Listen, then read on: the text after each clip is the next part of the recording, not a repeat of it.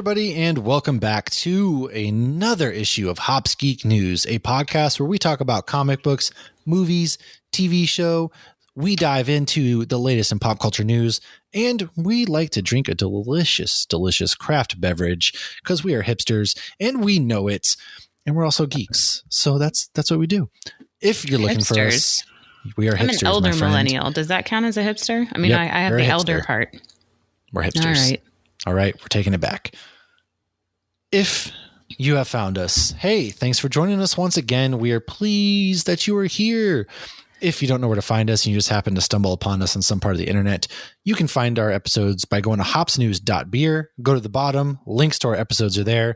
Go ahead, search us on Twitter or Instagram, Hops Geek News, TikTok, Hops Geek News, Facebook, Hops News, or go ahead and search Hops News on all of your podcasting platforms. That said, we have a great episode for you today. We have Heather Antos. She is a editor for some comic books that you guys might have heard of. She's worked on Star Wars. She's worked on Marvel. She's worked with IDW and Star Trek. She's worked with Valiant. She's probably one of the bigger guests that we have ever had, and we cannot wait to share that with you. So I will make sure that is time-stamped if you want to skip over just us blabbing about news and things that we messed up on. In the meantime, we are drinking. What? No, I was just going to say, I might have messed up on not putting anything in the We Messed Up section because I didn't put anything in the We Messed Up section. So if we messed up, Stacy or Sean, you two like to let us know. Please let us know if we messed up on anything, because otherwise and I'll double down on that next week. Yes. So what are you drinking? Will. Well, we have a pretty big guest today. So I and you and we are drinking what's called Splash Page Hazy IPA from Smart Mouth Brewing Company out of Norfolk, Virginia. It's a really, really cool. It's a limited release, 6% IPA, and they are from Norfolk, Virginia. Smart Mouth, it is pretty cool. It's got a bunch of like comic book characters. Some you might actually recognize, although they are knockoffs, of course, but they're all beer themed. You can see the one woman has a lederhosen on, and then you see like it almost looks like a shield is like the part of a keg. Yep, that looks like part of a keg. We got someone carrying a pitcher of beer, which is pretty neat. There's was that a flying monkey holding a bucket of hops? Yep, there's another girl. She's riding a bike with wheels that she has a big beer in her hand. We have somebody playing the guitar. Looks like an exploding sour, maybe. I'll get a nice little video and I'll post it on the Instagram so you can see you're going to see the full awesomeness of this amazing label. It's really cool. Like, this is a really, really cool beer. And there's even a baby in an ergo. Who put the baby on the escalator? I don't know what that means. Is that from Hangover? What the hell is that? No, I was just thinking, what was it? Mallrats, and then, I don't know. A dingo ate my baby. So, yes, this beer is really good. I like it. I like it. So, since we didn't mess up on anything last week, let's move on to what have we read or watched. So, Matt, why don't you go first? Because I know I have some Batman explaining to do. So, why don't you tell us what you watched this past week? What did I watch? Well, I've actually watched, I've watched a good bit of stuff. I watched some Clone Wars because once again, we're gearing up for our Star Wars month coming up in May. It's coming sooner than we know it, folks. Ugh, I have seen the Batman once again, and I will say that it has gotten better the second time viewing it. Actually, as of right now, I think the review episode I did with Sean and Nick from Four Nerds by Nerds. Not Four Nerds by Nerds. Scratch that out. Hold on. Actually, I think right about now, the review episode I did with Sean from Metalcore Nerds and Nick from Effin' Nerds podcast is actually out. So go check that out. But I've watched The Atom Project, which is on Netflix, starring Ryan Reynolds, and Mark Ruffalo's in it as well. Jennifer Garner's in it, and Zoe Saldana. She's in it. Really good movie. And you did a nice little review. Website. I did. I wrote a review on our website, hopsnews.beer, so you can go ahead and check that out. I thought the movie's great, really emotional. I've been watching some Scooby-Doo cartoons. I'm not going to lie. I love Scooby-Doo. All about the Scooby-Doos. You know who else loves Scooby-Doo? Dean Winchester. That's fair. There's your Supernatural. There you go. You get one an episode. You used it. Sorry. I don't have to make the rules. I don't know if that'll be the only one. We'll see. But I also watched Turning Red, which I guess there's a lot of like middle-aged white dudes who are pretty upset about this movie because it depicts like women's periods. And I didn't have a problem with that because I don't know why that's such a taboo subject for people. Like, I mean, honestly, it made sense. The 13-year-old locked herself in the bathroom and is freaking out, and the mom thinks that's what happened. Well, I yeah, mean, but you know, not a big my deal. 6 and 3-year-old didn't know what was going on. You know, they really enjoyed the movie. They've seen it about 5 times now, but it also does a really good job of depicting like we were all teenagers. We were all finding ourselves. I'm still finding who I am at this point. And I've had friends whose parents acted just like that, especially some friends in the Asian community whose parents were just like depicted in the movie. So I thought it did a really good job like that. My first watch, I was like, I found it kind of meh, but I still gave it a 7.5 because I was like, I see what they're doing. But I've watched it a second time, and honestly, it got better the second time. And I was like, okay, you know, I really understand this. Like, everybody should be able to relate to this movie right now because I mean, we all went through changes. Like we were finding funny ourselves. Too. It is. It is pretty funny upon like watching when she's it. like hit me and the one girl straight up like punches her in the jaw. I feel like I laughed for 5 minutes. And like just I definitely, if I could turn into a big red fluffy panda who could also murder people, like I would be making money too at that age, especially go see a concert. Of course I would. Yeah, it's interesting on the Disney forums because, you know, I follow a bunch of Disney stuff, you know, living here, obviously I want to be in the know with whatever is going on at the parks. Yeah. And one lady is like, oh, I canceled my Disney Plus after that movie. It's like, well, did they really say good that? Thing you did that before Punisher showed up on there. Like, I don't really know what was going on there, but some people are like, oh, she lied to her parents and this and that. And I, you know, obviously you have that conversation with your kids, you know, you shouldn't lie and she should have been honest, but she had a very controlling mother and both of them learned the lesson in the end. But what's funny, like the first 10 minutes of the movie, I'm like waiting for one of the parents to tragically die. I'm like, okay, they're both still alive. And then one of my kids goes, maybe they'll kill the grandma. They didn't kill anybody. So that was kind of an odd way for Disney to go. Yeah, but you're right though. I mean, they were both wrong. Plus, you're like 12 or 13 and she couldn't go to her mom because her mom was wicked controlling, like we mentioned. So it's not like she could talk to her mom about boys or anything. And it made sense. Like, yeah, again, no, I thought it had a sweet ending. And one of the people also posted like, oh, this movie made me have to have, you know, I don't want to have these tough conversations with my kids. And somebody responds, oh, so you don't want to parent your kids? Like, no, like, I feel like it's the same people that are probably like, how am I supposed to, you know, explain to my kids what a gay couple is? Real easy. I had no problem explaining that to my kids. I had a harder time explaining to my kids why people are not okay with people who are gay. That was harder to explain to my kids. Exactly what you just said. And we have always, as parents, encouraged open dialogue with our kids. Like we've never once made them feel bad for telling us anything. You know, we are like, hey, that was wrong to do, or we explain to them, but we don't shame them for doing things. So they can come to us and talk to us. And like you said, we explain why, you know, when you're 6 and 3, you don't understand people of different race. You don't understand people who are, you know, same sex couples. And so explaining to them, and it's like, they don't care. It's harder to explain why people are so ignorant and rude. Mm-hmm. And like, I don't know. I wish I had an answer because we're all human beings just trying to get through this life together. Like, don't be a dick. Yeah. But I think it was also that generational thing. You know, grandma did that to mom. And I made the comment, I'm like, geez, why is her panda so big? And of course, Kaylee looks at me and she's like, because it's a representation of all the anger she holds inside. And she's trying to be perfect for the grandma, who's her mom.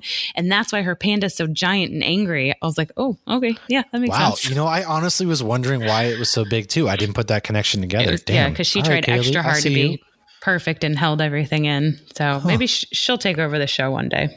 Maybe she can replace me when I go eventually. Of course, there will never be a we're not experts portion again. That portion will quickly go away. It will become moot. What have you watched? I finally watched Scream 5. What'd you think? It was good. I feel like I knew who the killer was immediately, and my husband even said, "Oh yeah, you said who you thought it was," and that's all I'll say. I mean, it was a Scream movie. So I liked the nods to the, I liked how meta it was, which Scream always is. And I liked the nods to like, what's his face's sister was in it. I really like that. They brought a Randy's bunch of sister. Yeah. I mean, even Stu's nieces, nephews were in it, like all that. Yeah. So that was cute. But honestly, if I had a serial killer reappear in my hometown, like, move. Why do you live there? Move. I'm not living anywhere where there's murderers and stuff. Like, no, I'm just not doing this. Nope, not for me. So the only other thing, obviously, I watched Batman like 2 weeks ago, but last week when we talked about it, all I kind of did was rag on it and give you shit. So I'm here to give you my proper Batman review. I don't really think I'm not going to spoil too much, but it'll be minor spoilers. So if you haven't seen it, you can come back in 5 minutes. But really, I'm not gonna spoil the key parts. Okay. See, here's what I liked. I liked the movie, but it's like I went the opposite of the Snyder cut. I went the version that cuts out like a half an hour. And somebody made the comment like, it's not that much longer than The Dark Knight. I think it was Life Caption Pod said that. And then like you got Endgame, which is 3 hours. But the difference is you felt a lot of the parts in this movie. No, you didn't. I did. Again, I should preface this with I've only read the one Batman comic you sent me. To you right now with how slanderous. So just kidding. My next issue, I'll do that issue and then I'm going to prop it up. Why are they investigating a crime scene with a flashlight? Like, these movies don't need to literally be that dark that they're giving the cops flashlights in a crime scene. Was there a rolling blackout? Was the electricity cut in that apartment? Why are they investigating with a flashlight? Or maybe they know the Riddler has been setting traps, so they don't want to turn the lights on and set another one off until they're sure. Then bring in some bigger flashlights. The flashlights they were using would be weaker than if you were using the flashlight on your cell phone. I feel like it's just DC likes to make these movies dark, and they're like, well, we don't want to brighten this crime scene. Let's just give the cops flashlights. Aquaman is in the dark. Oh, that's true. And it's in the ocean, which is dark. Wonder Woman's that's dark. Interesting. Wonder Woman's darker, but the Batman movies are always darker. I mean, he's literally the Dark Knight. They really take that name to heart. This is crazy. The car chase scene was amazing, but I didn't really understand why it was there because Penguin wasn't going to vanish. They weren't going to lose Penguin. And they put a lot of civilians at risk. But it was an amazing car chase with an amazing car scene. And I very much so loved the good cop, bad shit, crazy cop. That was good. Yes. That was perfect. So there were some really good lines. Okay. Come on. What are you making me look at here? Come on. Colin Farrell. I think this might be my favorite movie I've ever seen him in. He was really good in this. I mean, it's fair. The depth that Catwoman brought, I really liked that. I don't think we've seen a Catwoman like that before. Of course, I haven't seen the Halle Berry one. So if that one was better, somebody let me know. Halle Berry. The Riddler, seeing the anger in the Riddler, and the Riddler really like felt he had a connection to Batman. I liked that because it's like he saw Bruce for who he really was, and he could see that Bruce was fighting who he really was, and that Bruce is also very angry. So, and then you see his devastation towards the end too. Mm-hmm. The Gordon relationship was great. It gave me, but then you had that douchebag one cop that comes in, and he gave me like vibes of like Flash from Spider-Man, who's like treats Batman, but it's like with, oh my God, I love you. And then he treats it's the opposite actually. He treats Bruce Wayne really nice, and he treats Batman like crap. Whereas Flash treats Peter Parker really like crap and loves Spider-Man. It's because everybody loves Bruce Wayne. I mean, he's Gotham's guy, you know? Right. But then the guy was like such like a dick about Batman, which is funny. Well, yeah. Alfred, I needed more Alfred though. I needed more Alfred. Hopefully they fix that when they do more movies. So I'm not going to judge that yet. And I'd love to just see more obscure characters. That's my one thing is like Marvel's reaching deep in the bag and they're pulling out more stuff. DC just keeps, I mean, not always because we got Peacemaker and look how freaking great Peacemaker is. So they need to pull some more stuff out of the Batman bag. Let's, get some more depth in there and maybe not do Joker again. Though. I do. I think you're going to get those different characters because Matt Reeves has already said that he wants to get those kind of characters. So I think he will. He wants to play with all of the rogues. Like that's his goal is he wants them all. So I'm excited to see where they go with this. But this, I liked it. I didn't love it. But I did listen to Geek Peek's episode on it and I really liked a lot of their opinions on it, but they loved it too. I think I'm the only one in the podcasting geek community who didn't love it. You didn't. So what would you rate it? Would I rate it? Oh, yeah. That's so hard. I would say a 6.5 out of 10. What? Oh my God. I wish you hadn't froze so I could have seen your face right there. You have got to be kidding. A 6.5? Lauren. I mean, that's above it. I mean, Lauren. If you say 5 as it, what would you say is average? 5? Lauren, a 6.5. I'm allowed to have my opinions. Oh my God. Right, so let's go into some actual breaking news. Oh my God. I can't. Breaking news. I need a new co-host, apparently. Oh my heavens, dude. And here thought I was being nice. A 6.5. Okay. You know what? We got to move on. We got other things to talk about. Wow, that's a lot. You just casually drop a 6.5 like that. That's a lot to take. You can add half a point for Marvel bias if you want. Yeah, see, come on. You're telling me like the Thor, you want me to rate it out of DC movies, like how I say with beer, like you got to rate a saison for a saison, not a saison compared to an IPA. Well, if your rating is it's the best DC movie we've gotten. I don't think it's I like The Dark Knight more than this movie. Okay, that's totally fair, first and foremost, because I think The Dark Knight is a better movie overall. But now, if I were to rank it out of DC movies, I would probably say 8 out of 10. But if I'm rating it out of superhero movies, it's a 6.5 out of 10. God, I'm so glad I have a beer because this makes me need to drink. And we're canceled. I can't. It is what it is. I respect it. It's fine. Everybody has their opinions. Yours just happen to be wrong. That's fine. Hey, my opinion can't be wrong. It's my opinion. And my mom says my opinion matters.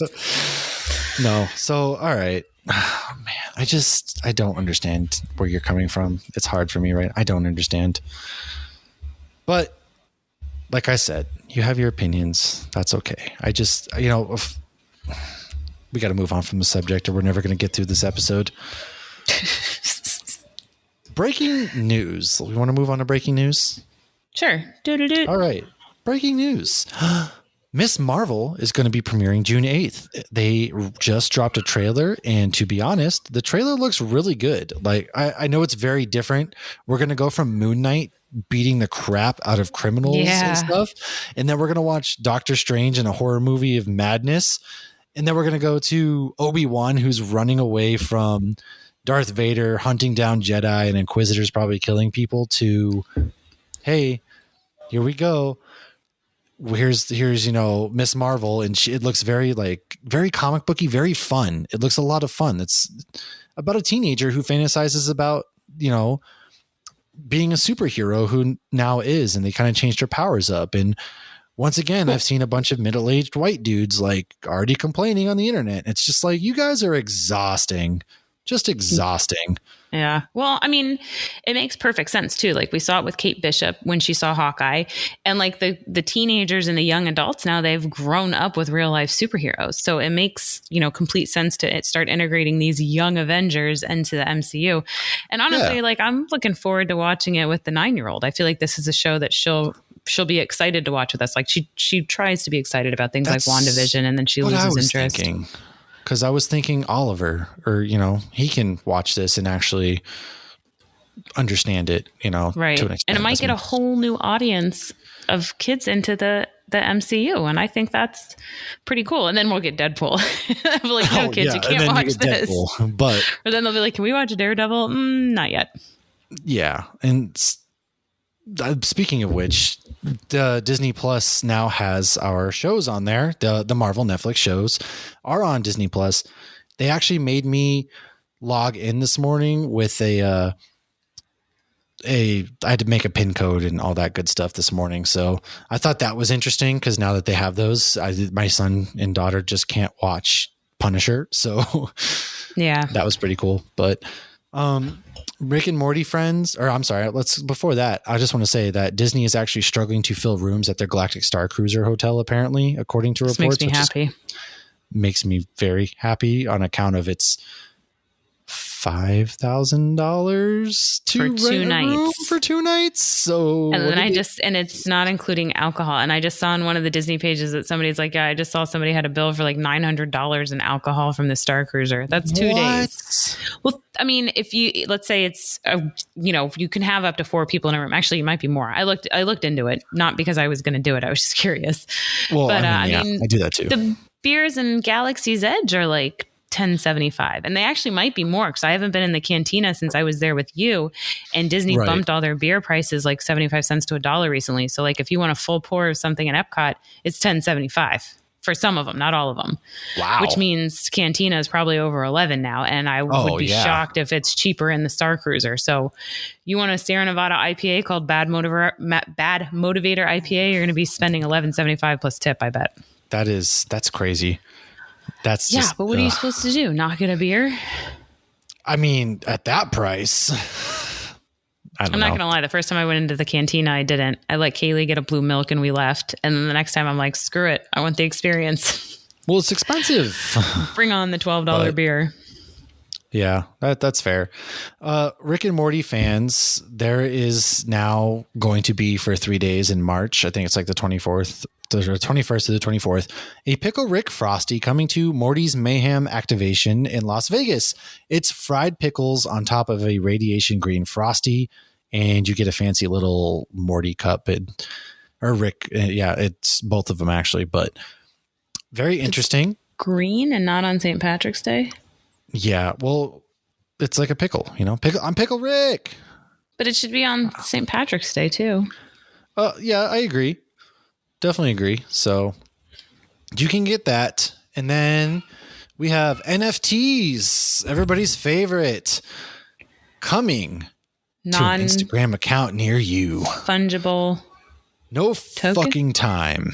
No fucking time. Which is how I feel about NFTs. So they're coming to Instagram. Mark Zuckerberg, the Zuck, has apparently announced. And then James Gunn is going to guest star in the upcoming Harley Quinn series as himself, which is pretty exciting. He said he's been holding this one in for a while, so he's going to be guest starring as himself. Netflix strikes again.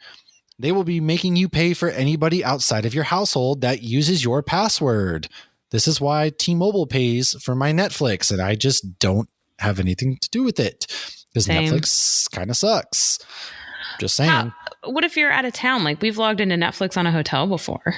I'm very curious. I'm not entirely sure how that's going to play out. I am also curious to know. If anybody has any answers to that, let me know. Because our account only has 2 users, so we're not passing out that username and password to anybody. But I don't let anybody else log in, to be honest with you. I just don't. I don't have friends. Disney Plus. And then last but not least, Samuel Jackson has hit up Bryce Dallas Howard about bringing back Mace Windu. Both are kind of playing coy about it, so I wouldn't be surprised to see Mace Windu come back at some point. Say like, I'll learn to use a lightsaber with my left hand. Didn't he lose his right hand? We're just bringing back dead characters left and right now. I don't know what to tell you. I mean, why not? That's all I have for news. I don't have too much. 2005 Sky High. It looks like they're getting a reboot. It's very early on. Did you ever see that with Kurt Russell? I did. It's got Danielle Panabaker. She's also in it. Is that Killer Frost? It is. Yes, that movie was super cute. If you haven't seen it, I recommend it. It should be on Disney Plus because I believe it's a Disney movie. Very early talks to the point where we don't even know if it's going to be a movie or a series, but I thought that was an adorable movie. Selena Gomez is working on a series for Peacock called 15 Candles. I debated on putting this in the geek news, but since there's so many John Hughes references in Ready Player One, I figured this qualifies. So it's going to be a spin on John Hughes' 16 Candles. And then my last piece of news is there's been another casting for Madam Web, who is Sydney Sweeney from Euphoria. I still haven't watched that, but everybody keeps talking about it. This? I'm curious. It might be good. You never know. We'll see. I'm not excited for it. But right. I think we should go to our main guest. I think we should too. So we will be right back in just a moment with Heather Antos. It was a wonderful time. I hope you guys all enjoy. Cheers. Hey, everybody, and welcome back. Like I said, we have a fantastic guest here with us. Heather Antos has joined us, and we are going to get to her in just a second. But first things first, this portion of the episode is sponsored by, unofficially, they don't know it yet, but they will as soon as we post on Instagram, the Vale Brewing Company out of Virginia, a double raspberry Goza coming in at 5.1%. It's pretty thick. Yeah. You see that, Lauren? Look at that thing. It's nice and beautiful red. I wasn't going to drink today, but then Lauren peer pressured me. And so here I am drinking this in this episode. Lauren, what you got? So since we were recording a day before St. Patrick's Day, I'm actually drinking a Guinness, but this is no normal Guinness. This is the Nitro Cold Brew Coffee Guinness. And it is absolutely fantastic because it still has that beautiful nitro head on it, but it smells just like cold brew coffee. And if you love the smell of coffee and you like beer, definitely check this one out. I mean, you can get it at Publix, any grocery store, whatever. But this is fantastic. And I will be buying this again and not just on St. Patrick's Day. And at only 4%, I can drink multiple ones. I know it's pretty low for you. You're usually pounding the 9%, and I'm over here with like the 4%. So I'm a little impressed. I'm trying to pace myself. Worried? Impressed? Growing up, maturing. I do need to. I think I'm on the fence. I think I'm going to get to family business for you next weekend. We'll see. I might. What? We'll see how it goes. Shouldn't say things like that if you don't know for sure. I don't know. I'm scared. But like I mentioned, we do have a really great guest. So Heather, welcome to the show. Thank you so much for joining us. Why don't you let everybody know kind of who you are? And then if you're drinking something, go ahead. What you got? Yeah, I'm Heather Antos, like you said. That's really all there is to know about me. Surprise. That's it. We're done.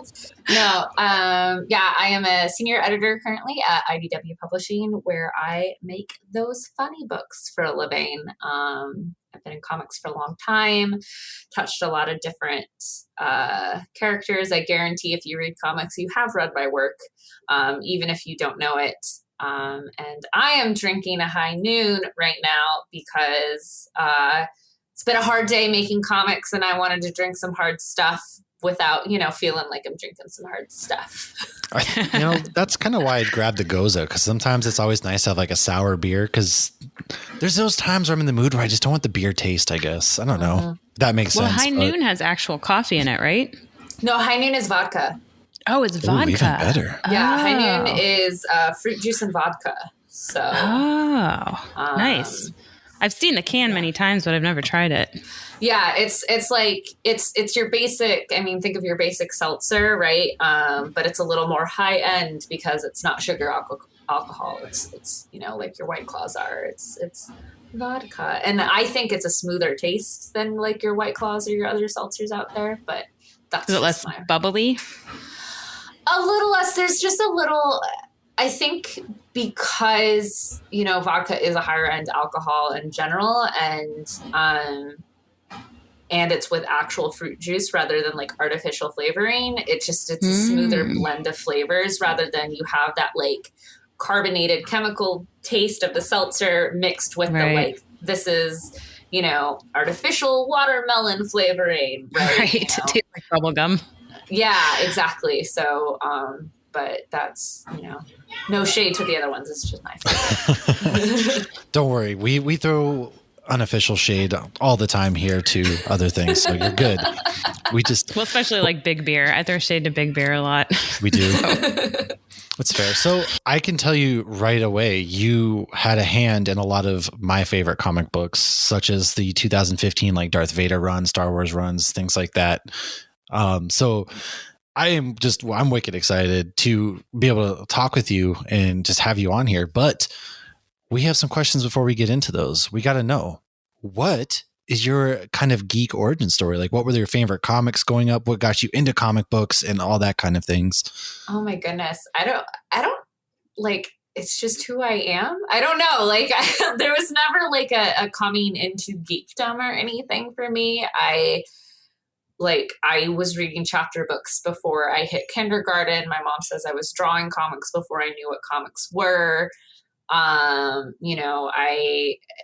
I participated. I was just always an avid reader. Like I did a lot. I learned this about myself. A podcast I recorded a couple weeks ago. I did a lot of reading competitions as a kid, which I didn't realize was as common of a thing until I like sat and thought about how many I did. So, always reading, always drawing. I grew up with, watching TNG, Star Trek, Star Wars, obviously. And the Adam West Batman television show was like one of my favorite things. Oh yeah. Growing up. And so, this like comic book world was just kind of always a part of my life. But it wasn't until after I graduated college that I was like, oh, I want to do that for a living. But yeah, it's just like, just kind of who I am. Like, I don't really know. No, so were your parents into Star Wars and Star Trek and comic books? Nope, not at all. So you were just by chance, you like ended up, because like for me, it was like when I was, 13, my mom set me down and was like, you're watching Star Wars now. And so I had to be like kind of, and a lot of it I didn't get into until adult because nobody handed me a comic book when I was little and I wasn't around anybody who was into it. So you just kind of stunned. I know a lot of kids, though, or I shouldn't say we're not kids anymore. A lot of grown-ups got into comics with the 90s animated X-Men and whatnot. Yeah, it's funny. I actually never watched the 90s animated X-Men until I was an adult, because that's one that like gets brought up to me all the time. And I actually worked on the X-Men 92 comics before I watched X-Men. But I have some of those in my son's room. Oh, nice.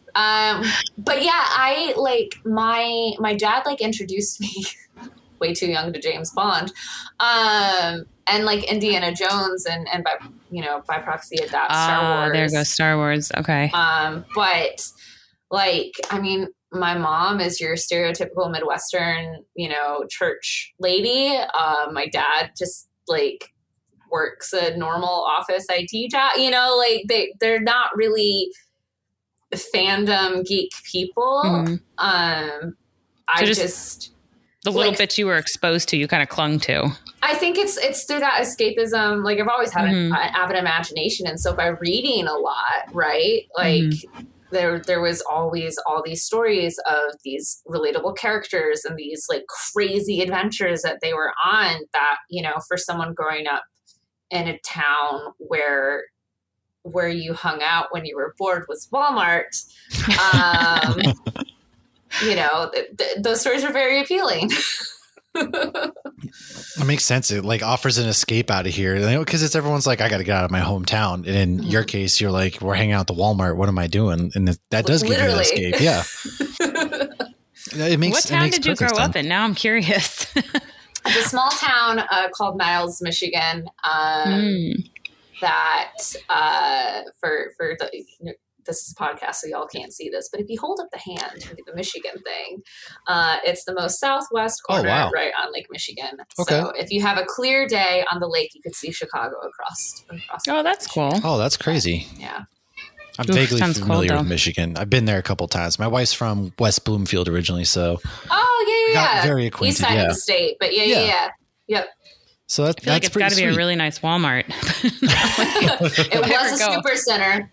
You could spend hours in there and get lost. Okay. Well, me and my friends, again, this is how bored we would get. We tried to spend a consecutive 24 hours in the Walmart. Oh my gosh. Wow. Did you ever do it? We didn't. No, we got kicked out at like hour 17 because we fell asleep. But we tried. Wow. That's like what the kids do today, like with challenges, like the YouTubers and stuff. And you were doing it before it was cool. Oh, That's awesome. I mean, this is the safe way to do those challenges. Kids these days are doing like crazy challenges, whereas like back in the day, it's like, I feel like that's even more hardcore. 24 hours in a Walmart. Like, what do you even do at that point? You fall asleep. Yeah. I mean, they do have the nice beanbag chairs and things more often on that. So you just pull them down to like. You set all the alarm clocks for the same time. And some of them you can eat at. And I'm sure you could easily get lost. You could play video games in some of them too. Oh, back in I do miss those back in the day where they had like the video game stations set up and you can go and you can play like PlayStation 1, all that kind of stuff. Those are the days. I don't see those anymore. I guess we don't do that. Yeah, that was a really cool origin story, I have to say. So going from that, because usually everybody has a pinpoint, like they can, I know the first thing that I fell in love with, and you're like, I was just born this way. Moving on, though, you said you didn't know you wanted to write comics until after college.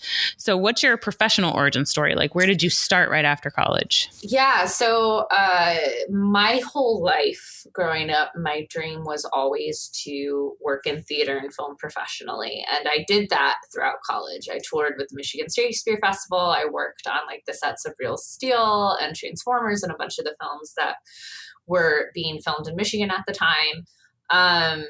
And,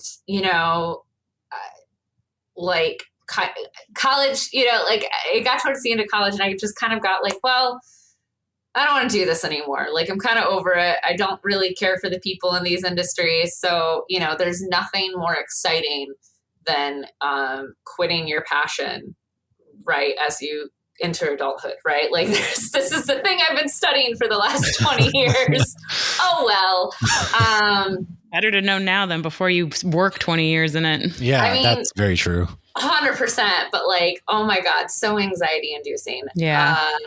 But one of my good friends at the time was like, well, you really like comics. Why don't you just do that? As if that's just like the easiest thing to just drop and pursue.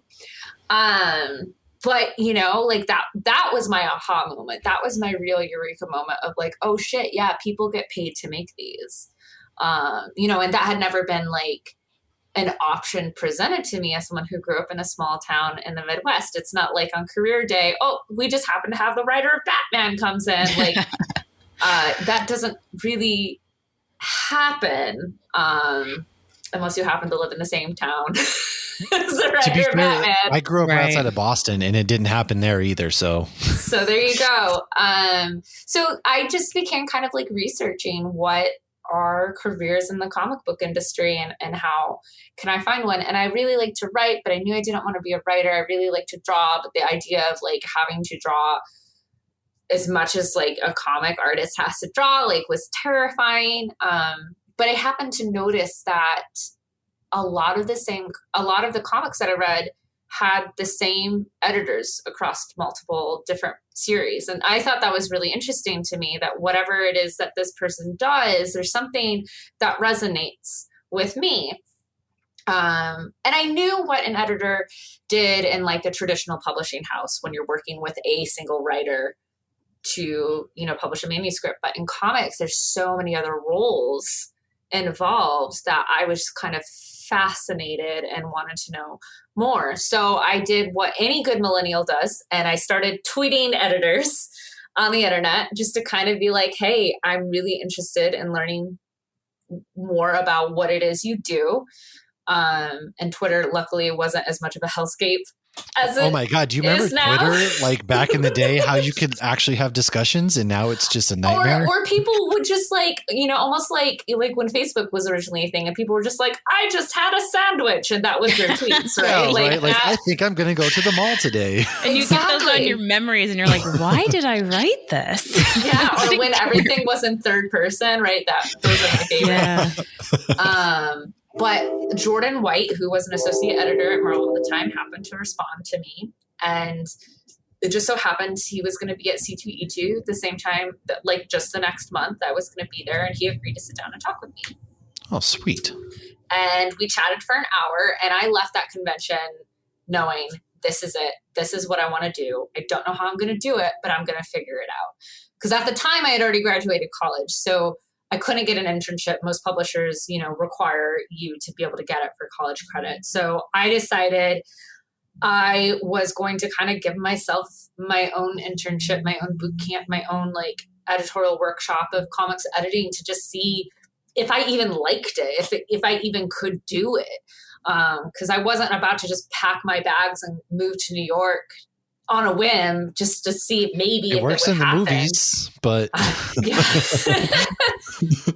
but I ended up spending that summer putting together a giant comic book anthology called Unlawful Good, an anthology of crime that at the time ended up becoming one of the most successful Kickstarters on comic Kickstarters for the platform at that time. it's like 10 years ago, but so sorry, Brandon Sanderson's 30 million kicks my butt now. Listen, but just realize it was a whole different world in 10 years ago. I mean, come on. I know. But yeah, I put together this giant anthology with, where I was managing 17 stories by like 50 different creators from literally all over the world. And fast forward 6 months, it's October, New York Comic Con. I'm there kind of just like to network and meet as many people as I can. And I happen to run into Jordan White again. And I show him like, look, this is what I've done since the last time we talked. And he said to me, would you ever be interested in moving to New York? And I said, yes. 1 month later, he reached out and I was interviewing with Marvel. And 2 months later, I moved across the country and started working for them. That's awesome. That is, you got to put yourself out there, even if it seems silly on Twitter. Exactly. You got to do it. It's one of the more interesting. It's definitely the more interesting side of the story, because usually with comic books, we've interviewed a bunch of people from Valiant creators to just in their stories is Kickstarters. We did this. We put ourselves out through Facebook. But yours is like, no, I busted my ass, and then by random fate, almost, it's like I ran into this person again, and guess what? It worked out. And you don't really hear a lot of that these days. I almost feel like. It just goes to show that, like, all luck is being prepared when opportunity strikes. Because I very well could have just run into him again and just be like, oh, hey, good to see you. And that could have been it, but I did the work, and that's so much of it. And that's what I talk to, about creators who are trying to break in, is you have to do the work. It's not just like wanting to do it. It's not just like showing up and being eager. That is a lot of it. That is important. But, showing, hey, this is what I've done. This is how I've improved. This is how I've motivated myself since the last time we spoke, because, comics are grueling. It's hard. It's, and, it's a very, very small industry. And, my job as an editor, when I'm hiring people, I want to work with people who want to work. That's really important.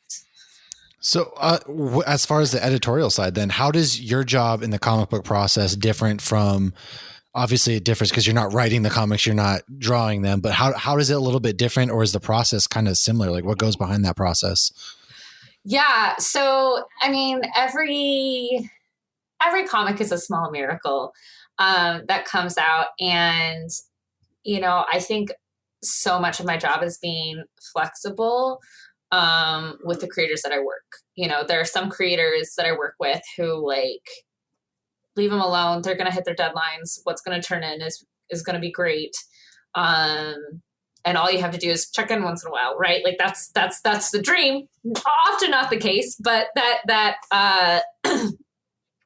happens. But, my job is part-time showrunner of a TV show, part-time therapist, part-time project manager, part-time babysitter. Like, like there's a lot of different hats that editors wear. At the end of the day, we are creative project managers. We are giving feedback on everything from outlines to scripts to layouts to pencils to inks to colors to letters to cover design to marketing copy to press releases to, and it goes on and on and on. We're also moderating panels at Comic-Cons. We're also out there soliciting talent and looking at new creators to possibly work with, all while trying to manage the creators we're already working with to hit their deadlines, not just for this book, but for the rest of the books in the series, for 15 different projects at a time.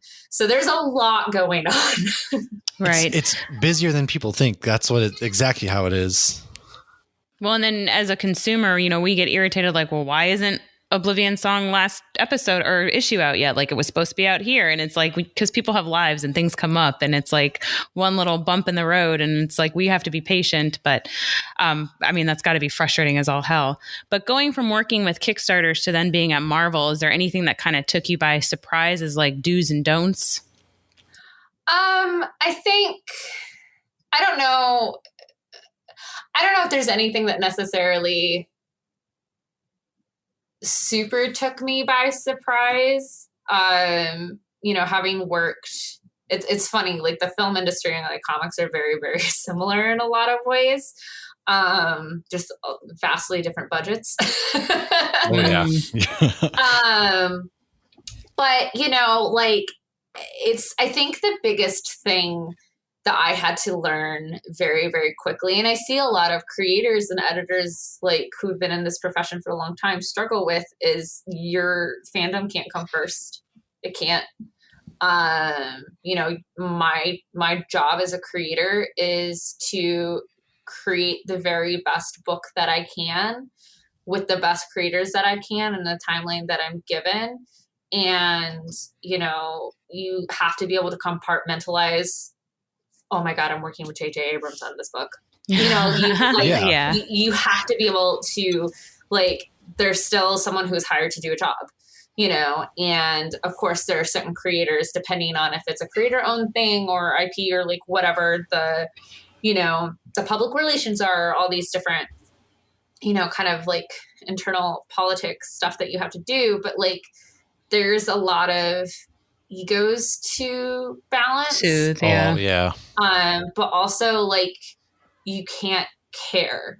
You can't let, a lot of times, this having worked on a lot of big licenses that I have over my career, I'm actually training a new editorial assistant right now and kind of teaching her how I deal with licensors.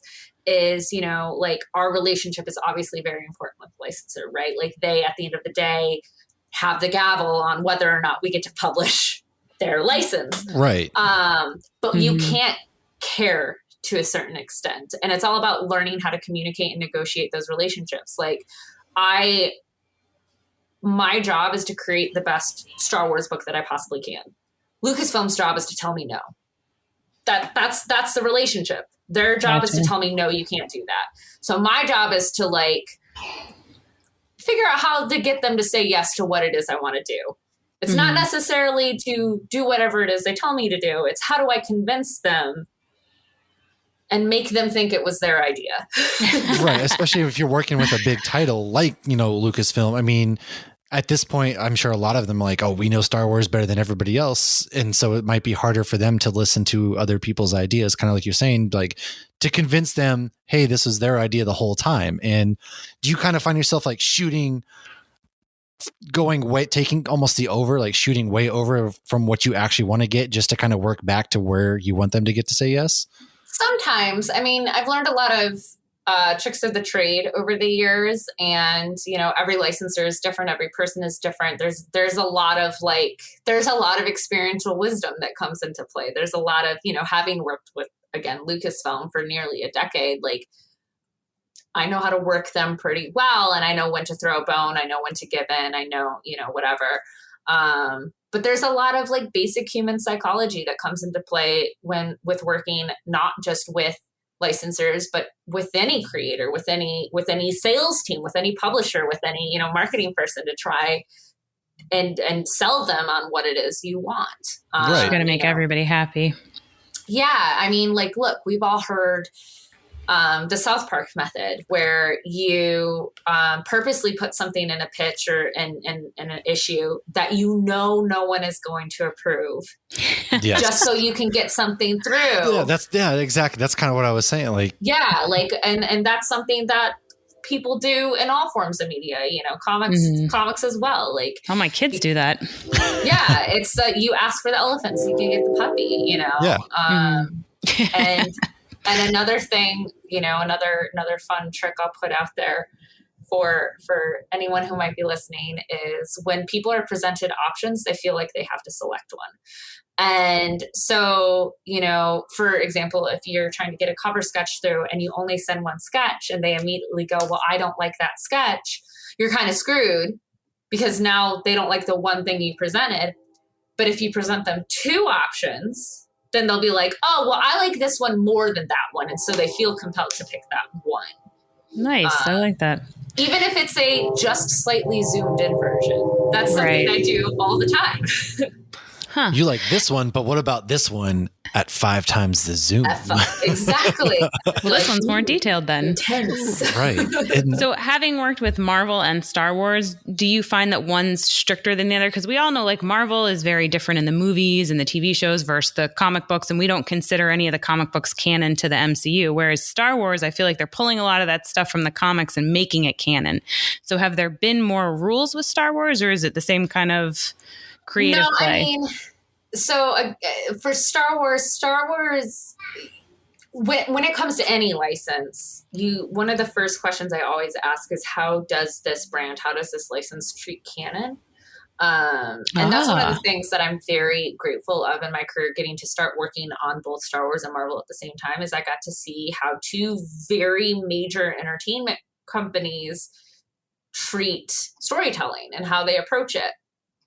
And so I got to learn two different approaches at the same time. And like with Marvel's been doing comics for 80 years. Like they've got this down. They know what they're doing. And their philosophy on canon is, the comics are their one canon, the TV shows are their own canon, the games exist in their own, like everything kind of exists in their own corner of the multiverse. Yeah. And until May 6th. Right. And you might see touch points, right? Like obviously when Dormammu appeared as a villain in Doctor Strange, he suddenly appeared in the comic books around the same time, right? Yeah. Like you'll have touch points like that, but they aren't necessarily in canonical relation to one another. However, Star Wars treats canon very differently, in that everything that exists right now is canon. Yes. It exists. Now, some things are more canon than other things. So if like something like, for instance, in Bad Batch, they kind of retold Order 66 and Kanan's story. And so, the Bad Batch version is more canon than the version in the Kanan comic, but they're all canon. And what I like to say, it's all a certain point of view, right? Everyone has a different perspective. The Obi-Wan method from what I told you is truth from a certain point of view. And we're seeing it from Bad Batch's perspective versus Kanan's perspective, him telling it in first person in the comics. That's my personal theory on that. But, the comic books exist in the same universe as the games, as the novels, as the TV shows, as the movie. It all coincides. So it is very complex telling stories in the Star Wars universe, especially if something changes, because I've had things where like multiple times where we would be working on a series for a long time and then that actor quit, we're not making this movie anymore. And so all this thing that you've spent months and months working on is scrapped. No one's ever going to see it or hear of it. And it's frustrating, but them's the breaks. Yeah. So with like Star Wars, we'll say, do they ever give you like inside, hey, this is what's going to probably happen in this show or this? Can you kind of make that reflect in the comic books then, or at that time? So when you're working on Star Wars, Darth Vader, obviously we hadn't gotten the sequel movies yet. Did they give you anything to work off of as far as those when you're looking at, the comics spoilers? Like this? Yeah. I mean, we got to read scripts. We would go would read treatments, see style guide stuff. Like we're very in the know. Obviously under like a million NDAs, but we've heard about Kevin, I guess that's Marvel with the Kevin Feige burner. We've got the snipers on your house already, so. But we're very, very in the know, and there would be things where they would make asks of us to be like, oh, we're trying to do this thing in Rebels, like, can we start like seeding this alien species in, or oh, this ship is going to change, like blah blah blah, all of this stuff, or there's also sometimes, which this is kind of the MCU method, where they know something is going to appear in an episode of a television on this certain day, but we don't know that, but they know that our comic is releasing around that time. So they'll be like, oh, use this character or do this thing. And then like it all like is planned when it comes out. So there's a lot of that like behind the scenes stuff happening. But yeah, for when it came to like the movies and all of the stuff, like we were very in the know and would get like quarterly or bi-yearly like walkthroughs of the like, this is what we're planning on a macro that makes sense. level. Yeah. So we could like sort of plan kind of around that. And that's kind of how really any big brand works. Like I'm working on Star Trek right now, and it's very similar in that I just got like, you know, here's the release dates for the whole next year's worth of like things. Ooh, I'm going to come back to that. A whole other ball of wax I was going to say, I was going to come back to that because the one thing we want to know is obviously you helped create, you know, Chrysanthemum. So how big of like excitement or surprise when he shows up in because they worked together in the comic books back a while ago, and all of a sudden he appears in the show. So was that kind of like a surprise to you, or did they tip you off beforehand? That was a huge surprise. It was actually a huge surprise to like my contact at Lucasfilm too. Like there's one person that I work with very closely at Lucasfilm who kind of like, he's their main touch point internally for the comics. And like, even he didn't know because like that wasn't affecting anything ongoing in any of the stories. Like we weren't using Chrysanthemum, and I don't think anyone else was at the time. And so like, it's no surprise to me that he showed up and that, you know, ever since like he appeared, ever since like Dr. Aphra and the murder bots were created, people internally at Lucasfilm were like, oh, tell us more about them. Right. And we've seen them appear in toys and like all these other things. So like for me, I'm just like, it's only a matter of time.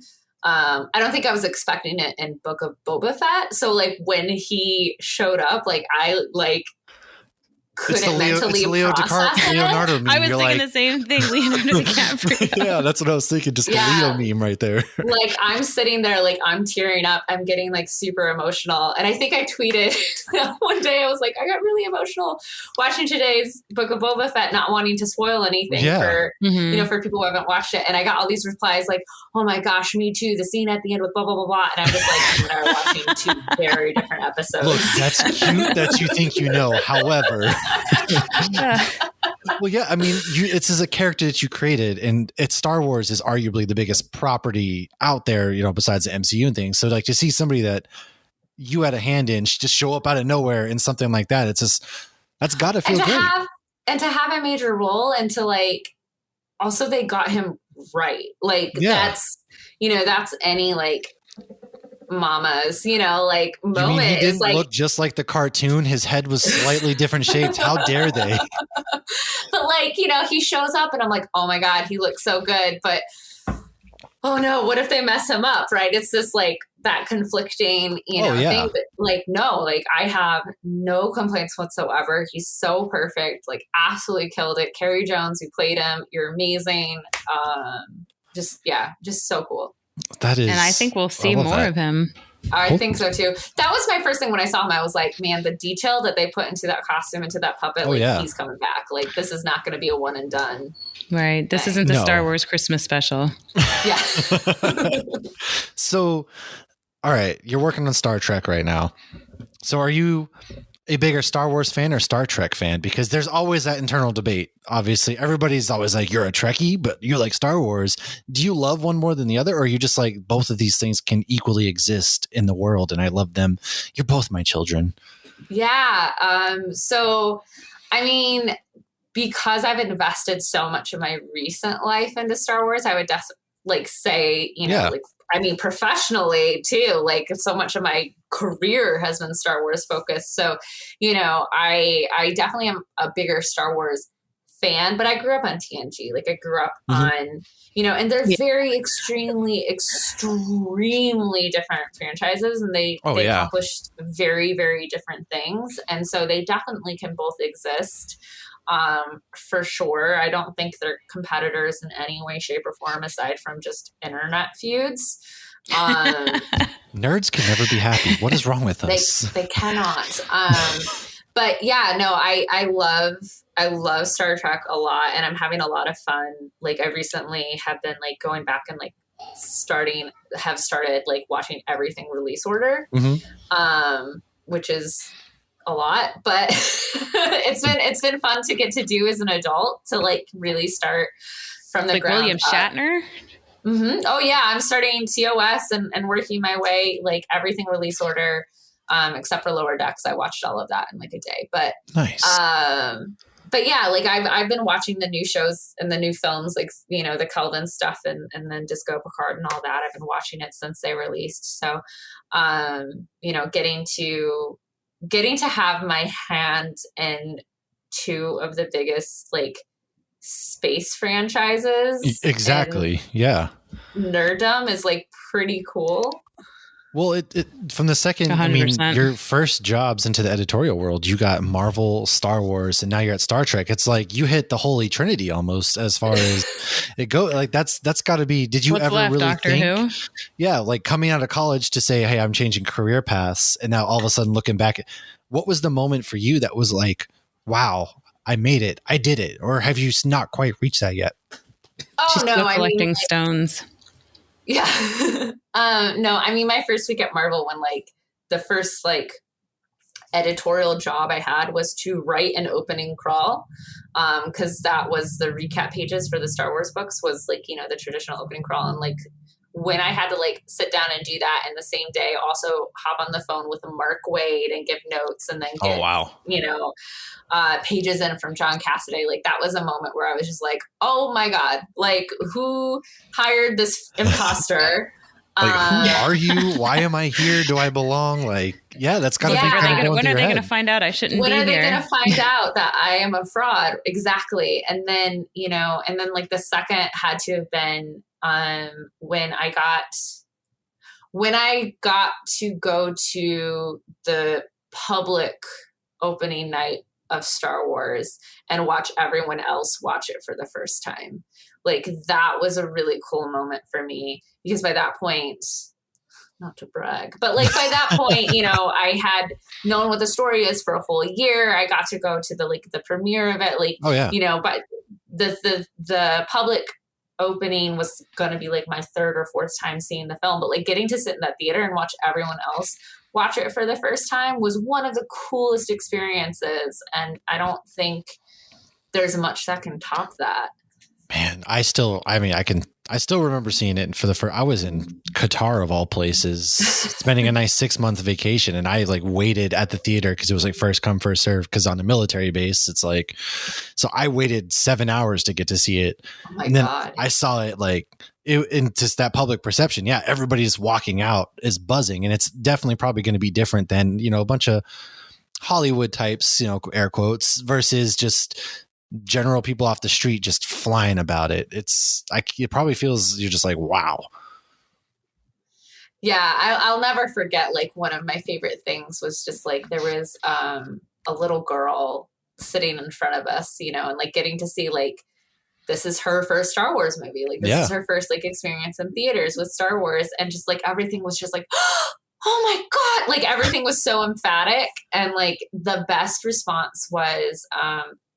Spoilers, skip ahead 30 seconds if you haven't seen Force Awakens. But at the end, when Rey, finds Luke and is approaching Luke and is about to hand him the lightsaber, and he turns around and flips his hood.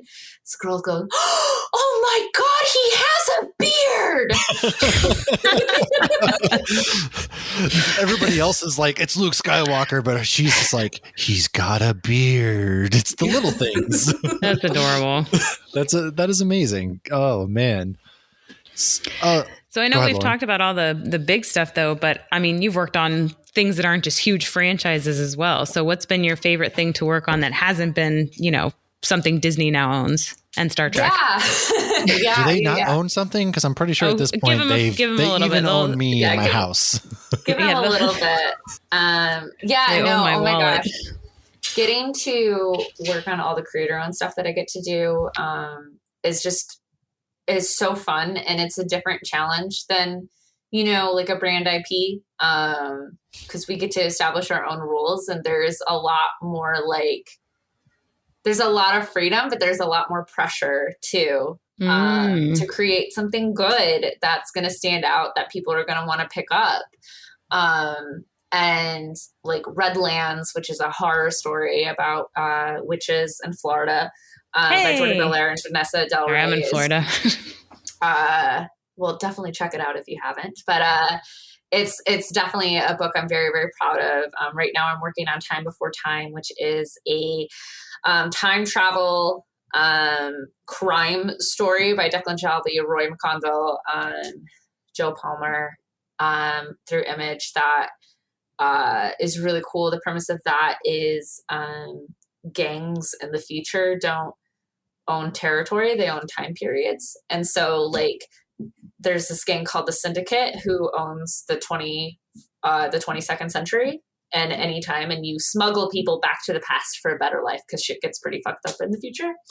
Do you remember the days when the future was like bright and everything, and then slowly we turned to the future? Yeah, it's not in this book. It's like every futuristic story, it's all dystopian now. Yeah. But so that one is really cool. We actually today, the day that we're recording this, issue 11, which is the final issue of our second arc, just came out. So check it out. There's 2 trades you can pick up and get all caught up on before arc 3 starts. And then also today on sale is the first issue of a brand new creator-owned series called Slumber by Tyler Burton Smith, who is a writer most known for the most recent Chucky films. That was a good one too. Thank you. On his with behalf, Luke Skywalker. But yeah. But Vanessa Cardinale is the artist on that, and it's about a dream hunter. She goes into your nightmares and literally kills your nightmares. But there happens to be an entity that's hopping from person to person and is a serial killer, and so she's chasing them down through people's dreams. It's really cool and super fun. And then what also just got announced to come out next month is a book by Christian Ward and Patrick Reynolds called Bloodstained Teeth, which I call a crossover between David Bowie and vampires. So yeah, get to do a lot of different crazy things, and none of them are in space. So I'm a sucker for like horror type comics anyways. So especially, you're working with Image and things. I love what Image does as well. So I'm going to be grabbing, especially the 2 trades that are out for, good stuff. I'm a sucker for Robert Kirkman. So that's all Image. Yeah. Oh yeah. Yeah. No, it's a lot of fun. Well, before we wrap up, is there anything else? I stole your line, Matt. I'm sorry. No, I told you it's been a day. Go ahead, run with it. Yes, you did say it's been a day, but I mean, we could keep you on here forever. But anything else you want to mention, and then you can just tell everybody where to find you. Yeah. I mean, definitely check out all the comics I listed before. Even if you're not into Star Trek and don't think you'd be into Star Trek, I promise you'll be into some of these comics we're about to announce. We're about to announce a really, really cool lineup that my goal is to turn even the least Star Trek fan into a Star Trek fan. With some of the cool things we're going to do. And then I am venturing back out into comic conventions this year. So I will be traveling all across the country doing a bunch of different shows. Definitely check out my Twitter for more information on that. But first up, you can find me at Calgary Fan Expo in Canada, April 21st through 23rd, 24th. I don't know. I'll be there. Come find me. And I'll be announcing a bunch of other shows on my website and socials. So are you going to Salt Lake Comic Con? No. Because that's the only one that's close to me. Dang it. MegaCon in Orlando is a good one. But yeah, so you can find me at Heather Antos on Twitter. Woo. Sweet. Well, thank you. Seriously, appreciate taking your time and hanging out with us. And I know, like Lauren said, I could have just talked about, Star Wars and Marvel for hours, but it's really cool getting to hear about the other projects that are coming out, because everybody focuses on the big things. And one of the best parts of doing this show is finding a lot of the stories that we wouldn't have otherwise. So really appreciate you taking the time. And we're going to jump into Letters of the Editor in a minute. So Heather, thanks once again, and we'll see everybody else in a second.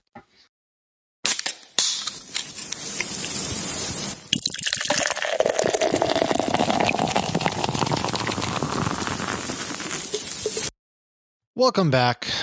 That was Heather Antos, and great interview. We appreciate her time.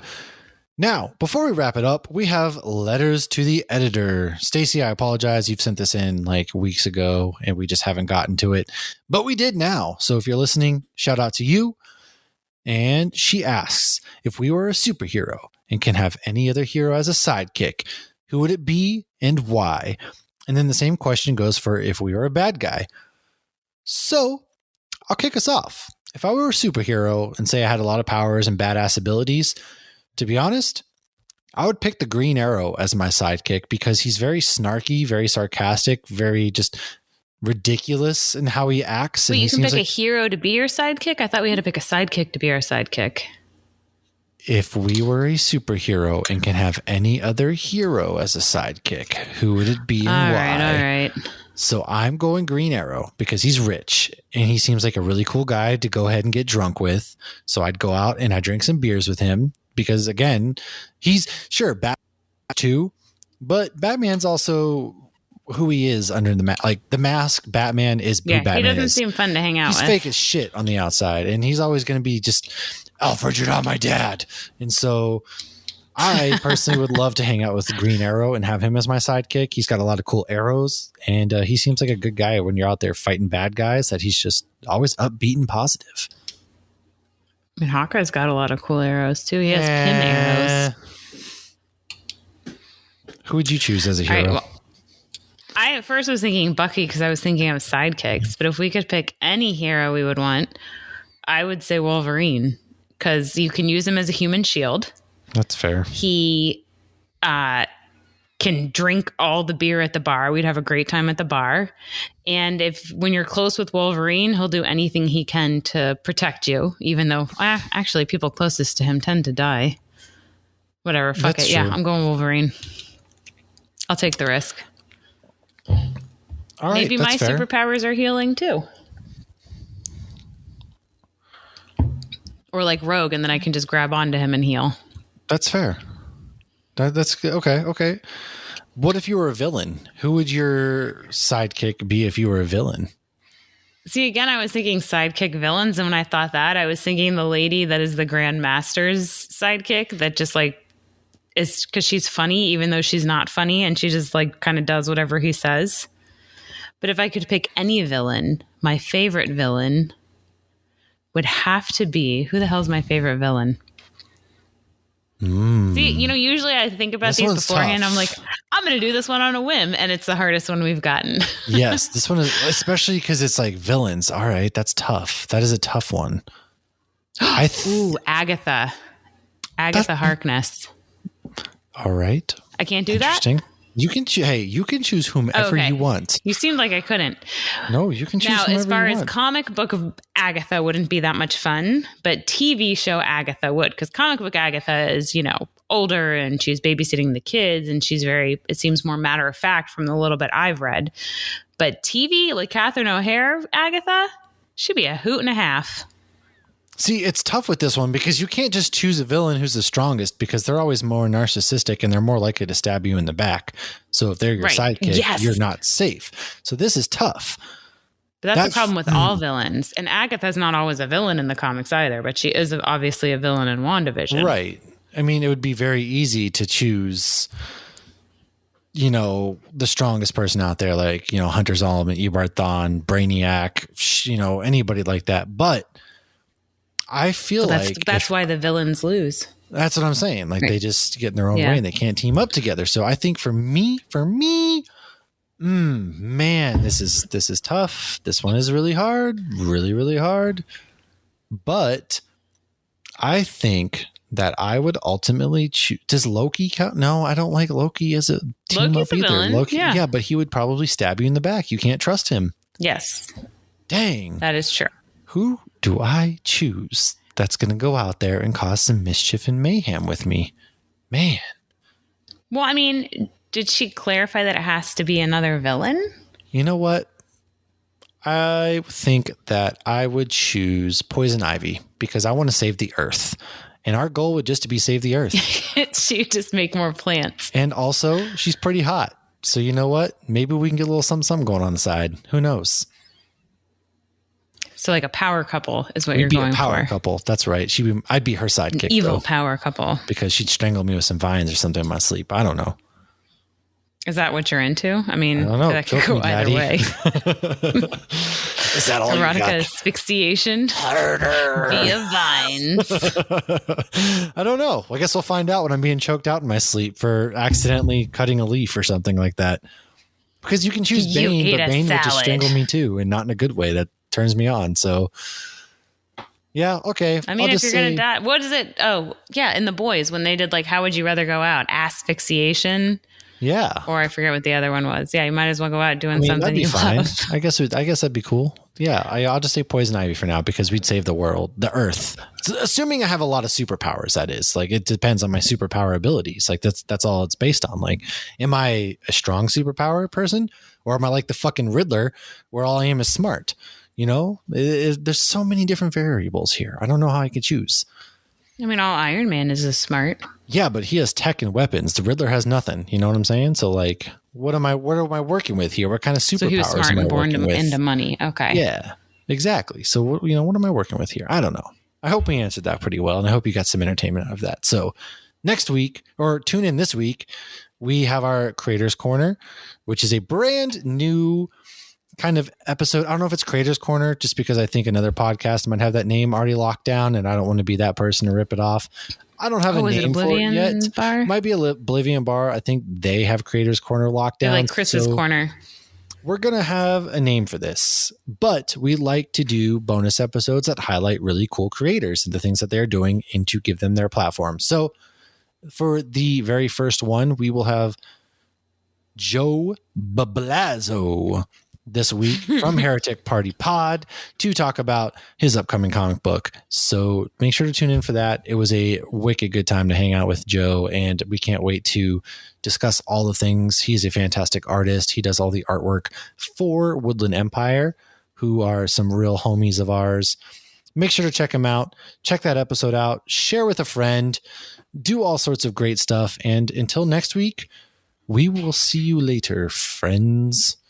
Cheers.